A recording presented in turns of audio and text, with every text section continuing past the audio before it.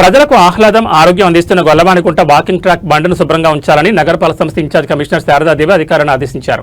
మంగళవారం ఉదయం ఇంజనీరింగ్ ఆరోగ్య శాఖ అధికారులతో కలిసి గొల్లవానికుంట రేణిగుంట రోడ్ సాయి విష్ణు లేఅవుట్ తదితర ప్రాంతాల్లో పారిశుద్ధ్య పనులతో పాటు అభివృద్ధి పనులను ఇన్ఛార్జ్ కమిషనర్ పరిశీలించారు. స్థానికులతో మాట్లాడి వారి సమస్యలు తెలుసుకున్నారు. గొల్లవానికుంట వాకింగ్ ట్రాక్ శుభ్రం చేయాలని, బండ్పైన ఎండిపోయిన మొక్కల స్థానంలో కొత్త మొక్కలు నాటి పచ్చదనం పెంచాలని అధికారులను ఆదేశించారు. రేణిగుంట మార్గంలో కుంగిన భూగర్భ డ్రైనేజ్ పైప్ లైన్ పరిశీలించి పనులు త్వరగా పూర్తి చేయాలని తెలిపారు. నగరంలో జరుగుతున్న పనులను నాణ్యతతో పూర్తి చేయాలని తెలిపారు. ఇన్ఛార్జ్ కమిషనర్ వెంట superintendent engineer Shyam Sundar, DG Ramana తదితరులు పాల్గొన్నారు.